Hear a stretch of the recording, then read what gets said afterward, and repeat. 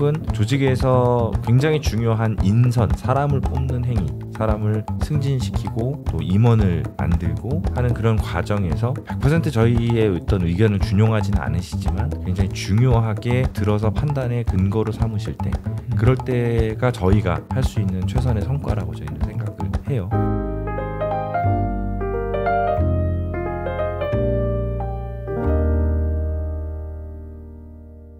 잘하고 있냐라는 거를 입증하는 게 어떻게 보면 성과인 것 같은데, HR 애널리틱스의 성과는 그러면 뭐라고 생각하시는지 궁금합니다. HR 애널리틱스의 성과는 우리의 분석이 어떤 제도를 위반하는데 반영이 되거나, 아니면 그렇게 해서 만들어진 제도들이 제대로 작동하고 있는지를 다시 저희가 그 데이터로 검증을 해서 그 제도를 보완하거나, 혹은 조직에서 굉장히 중요한 인선, 사람을 뽑는 행위, 사람을 승진시키고 또 임원을 만들고 하는 그런 과정에서 100% 저희의 어떤 의견을 준용하지는 않으시지만 굉장히 중요하게 들어서 판단의 근거로 삼으실 때, 그럴 때가 저희가 할 수 있는 최선의 성과라고 저희는 생각을 해요. 장거리로 놓고 보면 그런 우리의 성과들, 작은 성과들이 쌓여서 우리 조직의 구성원들이 지금보다 더 열심히, 더 생산성 있게 행복하게 일할 수 있는 그런 일터를 만드는 것, 그게 종국적인 성과가 아닐까라는 생각을 좀 합니다. 그래서 분석으로 끝나는 게 아니라 그 분석 결과를 가지고 어떻게 활용할지랑, 그리고 그 활용에 대한 결과를 또다시 분석하는 게 되게 어려울 것 같아요. 저희 팀 로고 밑에 보면 measure, 측정하고, improve, 개선하고, repeat라고 써져 있습니다. 그 얘기 뭐냐면 측정하고 개선하고 그걸 다시 반복을 하는 거죠. 그러면서 이제 우상향하면서 이렇게 발전하는 것들을 가장 좋은 모델이다라고 생각을 하고요. 저 예전에 저를 굉장히 좋아해 주시고 이뻐해 주셨던 제 전 직장의 상사가, 분석 그 자체가 그 결과에만 끝이면 야, 그거에 대한 가치를 의사결정하는 사람들이 느끼지 못하게 하면 그건 분석가 너희들 지적 유희에 불과하다라는 얘기를 해주셨어요. 그 말이 저를 굉장히 성장시킨 말이었다라고 생각을 하거든요. 물론 그때는 막 얼굴이 빨개지고 내가 한 걸 왜 못 알아듣지라고 생각을 했는데, 가만히 생각해보면 그 말씀이 맞는 말씀이다라고 지금 반추해보면 생각이 들고, 성과에 대한 개념이 아예 바뀌셨겠네요. 바뀐 거죠. 관점이 바뀌었던 거죠. 그러니까 내가 맞다 틀리다에 대한 관점에서 이게 효용이 있다 없다의 관점으로 바뀐 거예요. 당연한 얘기기도 하면서 실제로 적용하는 정말 어려운 것 같거든요. 맞아요. 그래서 팀장님께서는 그런 성과를 만들어내실 때 좀 가지시는 전략 같은 게 있으신지 그게 궁금합니다. 그러니까 저희가 분석을 하는 그 프로세스나 플로우를 좀 말씀을 드리면 그 제 전략이 자연스럽게 좀 드러날 것 같아요. 대체로 저희한테 무엇을 분석해 주세요라고 하는 분들은 그 분석 과제가 굉장히 불투명한 상태로 옵니다. 가지고 오셨던 그 과제 아니면 어떤 문제의식, 그런 어젠다를 분해를 하기 시작을 합니다. 왜 이렇게 생각을 하시고, 왜 이게 문제라고 생각을 하시고, 또 왜 그런 가정들이 생겼는지에 대해서 이제 물어보게 되시죠. 차곡차곡 이제 여쭤보고 물어보고 정의하는 과정들이 필요로 한데 그 정의하는 과정이 굉장히 어렵죠. 그 시간에 많은 에너지를 투입하면 투입할수록 나중에 뒤에서 우리가 할 수 있는 이야기들이 훨씬 더 많아집니다. 그럼 이제 이렇게 문제가 정의가 되면 이 현상을 잘 설명할 수 있거나 이 현상과 관련된 앞에 선행 연구들이 무엇이 있는지를 엄청나게 많이 찾아봅니다. 막 이제 논문들이 막 올라오고, 여기서 썼던 방법론은 이런 것들이고 우리가 좀 집중해야 될 건 이런 포인트인 것 같고, 서로 막 거의 난상 토론에 가깝게 이렇게 좀 진행을 하고, 최대한 그 현상을 설명할 수 있는 많은 데이터를 모아보는데 없는 케이스가 되게 많아요. 그러면 내부에서 모인 데이터, 외부에서 모인 데이터를 가지고 앞에서 정의했던 내용들을 차곡차곡 이제 풀기 위한 이야기들을 이제 만들어내죠. 분석에서 스토리텔링 전략이 굉장히 중요하다라는 얘기를 많이들 하세요. 그래서 저희가 맨 마지막에 하는 방법들은 형용사, 부사들을 다 빼버립니다. 굉장히 드라이한 글을 씁니다. 핵심만 간단하게 다시 한번 말씀을 드리면, 문제를 정의하는 것, 분석이 가능한 수준으로 문제를 쪼개는 것, 그리고 그 데이터들을 모으고 엄정하게 정제해서 결과를 내고, 그리고 무엇보다 중요하게 그것이 어떤 가치를 조직에 갖는지를 다시 한번 환기시켜드리는 그런 일들을 이제 해야 되는 것이 저희가 하는 일들인 거죠. 그 모든 것들을 다 설명해 주시고 핵심까지 잘 요약해 주시고 방금 데이터 분석의 모든 걸 본 것 같습니다. 강연을 많이 하시다 보면 HR의 답은 없다라는 말을 굉장히 싫어하신다. 그래서 왜 HR에 답이 없다는 말을 싫어하시는지. HR에 정답이 없다라는 그 명제를 싫어하는 게 아니고요. 네. HR에 정답이 없기 때문에 그 편의적인 해석들과 자의적인 결론들의 방패막이로 쓰는 거 아닌가. HR은 공정성이 핵심이야. 형평성을 항상 봐야 돼. 그 말이랑 너무 배치되는 거잖아요. 제가 오히려 하고 싶었던 얘기는 HR에 정답이 없을 수 있죠. 그런데 그것이 편의적인 해석과 자의적인 해석의 방패막이가 돼서는 안 된다. 첫 번째. 두 번째는 정답이 있는지 없는지 우린 실증해보지 않았어요. 그 얘기는 정답이 있는지 없는지에 대한 실험을 해보고 분석을 해보고 과학적으로 접근해보는 그 방법이 끝이 없는 건데 그 방법의 끝을 모른다라는 말이어야 되는 것이지 그것이 편의적으로 해석될 수 있다라는 말하고는 또 다른 얘기인 것 같거든요. 그래서 오히려 제가 HR에 정답이 없다는 말을 좀 싫어합니다. 동의하지 않습니다라고 얘기하는 건 정답을 찾아가는 과정이 끝이 없는 겁니다라는 얘기를 항상 드리는 거죠. 더 나아질 수 있는데 뭔가 그런 한계를 지어지는 어떤 프레임 때문에 그런 것 때문에 싫어한다. 약간 이렇게 받아들여요. 네, 뭐 그런 게 더 저한테는 맞는 해석인 것 같습니다. 네. 그러면 되게 많은 사례들을 연구해 주셨고 연구해 주신 내용 중에 재밌는 것 중 하나 아니면 좀 궁금한 것 중에 하나가 퇴사 예측 가능 알고리즘 그거를 연구하셨다고 하셔서 네.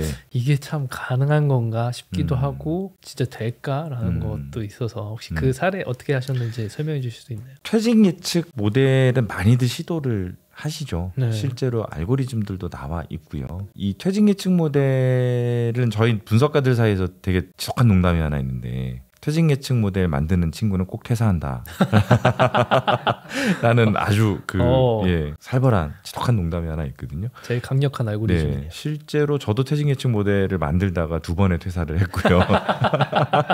사실 뭐 퇴직 예측 모형은 지금도 아직도 연구를 하고 있는 중이에요. 근데 이제 요거보다 조금 더 쉬운 형태로 우리가 예측을 할 수 있었던 건 지원자의 특성을 가지고 입사 포기할 것인가 말 것인가를 예측했었던 그 모형은 있었어요. 입사 포기 예측 모형이라고 얘기를 하는데 그런데 이제 퇴직 예측 모형과 유사하지만 입사 포기 예측 모형을 좀 했었어야 되는 가장 큰 이유 중에 하나는 지금은 안 그렇지만 예전에는 공채라는 걸 했어요. 인원 계획을 세워놓고 공채를 했는데 입사 포기를 와장창 많이 해버리면 우리가 뽑아야 되는 인원만큼 이만큼 이제 갭이 생기는. 그래서 사실 이 예측력이란 게 굉장히 중요했었던 상황이었던 거였죠. 그래서 그 전에 뭐 했냐, 어떻게 했느냐라고 이제 후배들한테 물어보니까 최근 3개년의 입사 포기율을 평균을 했다는 거죠. 그래서 왜? 그랬더니 그냥 이때까지 그렇게 해왔습니다. 그때까지 이렇게 해온 결과가 이번에 예측을 했을 때 45%나 이탈을 했는데 그간의 3개년의 평균은 보면 20%가 채 안 나가는 걸로 돼 있었는데 이 갭은 어떻게 해서 우리가 설명할 수 있을까? 어떻게 해야 될까라고 이제 거기서부터 일이 이제 시작이 됐던 거였고요. 이걸 어떻게 풀지 하다가 보험사 탈회 예측 모형이라는 그 흥미로운 논문을 하나 이제 찾은 거죠. 보험사에서 보험을 탈회하고 그런 징후들을 이제 찾아내는 그 알고리즘을 써서 그거를 예측하는 그 논문을 이제 찾게 된 거죠. 근데 퇴직 예측 모형이 어려웠던 거는 나간 사람과 나가지 않은 사람이 무엇에 만족했고 무엇에 불만족했는지가 완벽하게 나뉘지 않아요. 그래서 예를 들어서 퇴직의 원인이 보상 불만족 때문이다라고 하나씩 1대1로 매칭이 되는 원인이냐라고 본다면 보상에 만족하지 않는 사람들은 다 퇴사를 해야 되는 거거든요. 맞아요. 이게 복합적으로 연결이 되는 그런 그 원인들이다 보니까 이 복합성들을 찾아 나가는 게 너무너무 어렵고 대부분의 퇴직 관리할 때 보면 퇴직 원인에 이직이라는 말이 나옵니다. 말이 좀 이상하지 않아요? 이직하기 때문에 퇴사한다고. 이직은 퇴직하고 난 다음에 행동인 거잖아요. 네. 뭐 때문에 나갔다에 이직이라는 말이 들어가는 건 굉장히 이해하기 어려웠었던 거죠. 퇴직 예측 모형을 만들기 위한 그 시도들이 점점점 뭘로 이제 다시 가기 시작을 하냐면 퇴직 원인에 대한 조사 분석으로 다시 가게 되는 거예요. 뭐 때문에 나갔고 무엇이 가장 큰 원인이 됐고 저희는 아직도 지금 데이터들을 모으고 있는 중이고요. 지금도 퇴직 예측 모형을 만들면 퇴사한다라고 하는 그 분석가들의 지독한 농담이 진짜 퇴사하고 싶을 만큼 어려운 건 너무 어려운 것 같습니다. 네. 그런 예측 모형 말고 혹시 팀장님께서 가장 생각하셨을 때 좀 기억에 남는 사례가 있다라고 하면 혹시 어떤 분석 사례가 있을까요? 자기소개서 스코어링 모델 이것도 굉장히 좀 재밌었던 것 같아요. 그러니까 이건 제가 채용을 했었다고 했었잖아요. 오랜 기간 동안 선발하면서 가장 난해한 부분 중에 하나가 인간의 판단을 신뢰할 수 있을까?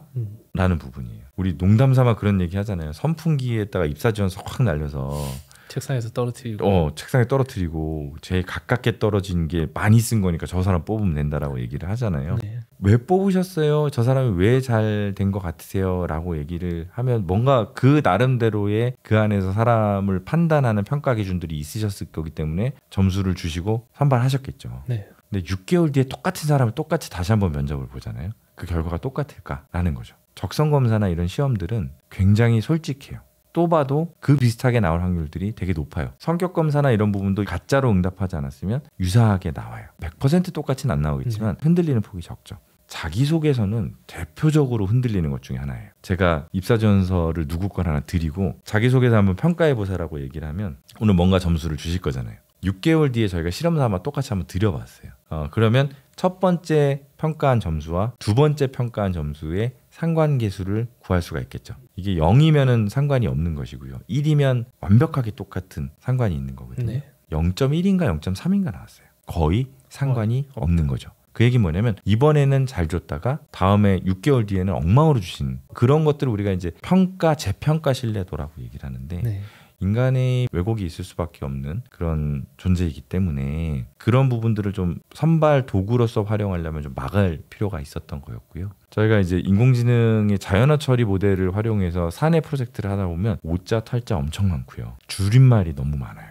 근데 입사지원서들은 오탈자가 거의 없는 완벽에 가까운 형태가 들어오고 저희가 이제 프로젝트를 들어갔을 때 이런 완벽에 가까운 형태의 로우 텍스트에 이 점수를 준 가장 근본적인 중요한 핵심 문장은 이거야 라고 하는 크리티컬 센텐스였던 문장들까지 다 학습을 시켰던 거죠.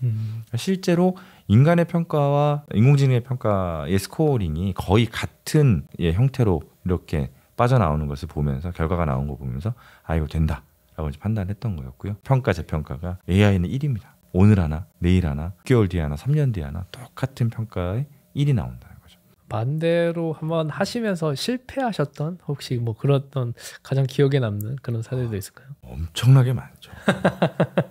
실패한 프로젝트만 모아놓은 것들 다시 읽으면 진짜 얼굴이 화끈거릴 정도인데 진짜 재미있게 틀린 것도 많고요. 데이터 벽이 없어서 틀린 것도 많고요. 예를 들어서 뭐 학교 다닐 때 고등학교 성적에서 네. 체육 점수, 미술 점수, 음악 점수가 높으면 들어와서 일을 잘하더이다. 상관 점수 성과하고의 아주 높은 상관을 보인다. 이거 어떻게 설명을 해야 되지? 이론적인 근거도 전혀 없고 이건 말이 안 되거든요. 인과를 구성하기 위해서는 상관이 굉장히 필요하지만 상관 그 자체를 인과라고 놓고 얘기할 수는 없는 거잖아요. 네. 그래서 그런 것들에 있어서 이걸 뭐 어떻게 해야 되나 어떤 그런 실패 사례들 상당히 많고요. 설문을 너무 방대하게 해서 처음에는 900명 정도 응답을 했는데 실제로 저희가 그 데이터를 열어보면 한 200건 정도, 200건에서 250건 정도만 제대로 응답하신 거고 나머지는 중간에 다 끊기거나 안타까운 저희의 커피 쿠폰만 날아갔었던 그런 일들이 있거나 그런 거 하실 때마다 보면 되게 좌절하고 힘드실 텐데 어떻게 계속해서 그냥 맨땅에 계속 헤딩하시는 건가요? 해냈을 때 성취감이 되게 좋은 것 같아요. 그러니까 뭐 고상하게 조직에 어떤 큰 기여를 하고 있어서 그렇습니다 라고 하는 걸로 얘기를 드린다기보다 개인적인 측면에서 봤을 때 한 걸음 더 뗐구나. 실패든 성공이든. 그러니까 저는 이제 그런 얘기를 많이 해요. 어제보다 한 발이라도 더 뛰면 된다. 그리고 데이터는 하나라도 더 있는 게 없는 것보다 의사결정이 유리하다. 라는 얘기를 많이 한다라는 것이죠. 그래서 그런 과정에서 갖는 제 혼자만의 그 성취감, 엔터 딱 쳐서 코드 쫙 빠져나오고 결과 나왔을 때 저는 그 저만의 그 무언의 댄스가 있거든요. 혼자서 방 안에서 막 이렇게 춤춰가면서 막 주먹 막 불끈 쥐고 기분이 좋은 거죠. 그런 것들에 점점 더 저를 많이 이렇게 도전하고 또 투자하고 하는 것들이 되는 거죠. 팀장님 말씀 참 들어보면 오늘 뭐 정말 나는 모르는 게 많다, 되게 부족하다 항상 이렇게 얘기해 주시는데 거기서 나오는 느낌은 굉장히 겸손하시다라는 게 첫 번째로 저는 느끼고 두 번째로는 저런 식의 사고를 할 수 있기 때문에 지금의 전문가로 더 성장하실 수 있었구나. 좋게 들어주셔서 감사합니다. 네, 그러면 오늘 HDAC 팟캐스트 어승수 팀장님을 모시고 정말 책임감 넘치시는 말씀도 해주시고 프로다운 모습도 참 많이 보여주시고서 저도 성장에 대한 감명을 많이 깊게 얻었는데요. 혹시 오늘 영상 보시면서 많은 인사 담당자 분들께서 HR 애널리틱스에 대해서 좀 더 가까워지시고 함께 또 고민해 주시고 함께 참여하면서 같이 성장해 나갔으면 좋을 것 같습니다. 혹시 영상 보시면서 더 궁금하신 점이나 더 모시고 싶으신 분들 있으시면 댓글로 남겨주시면 좋을 것 같고요. 저희는 그러면 다음 주에 더 좋으신 분들, 더 다른 주제로 여러분들을 찾아뵙겠습니다. 감사합니다. 감사합니다. 네, 고맙습니다.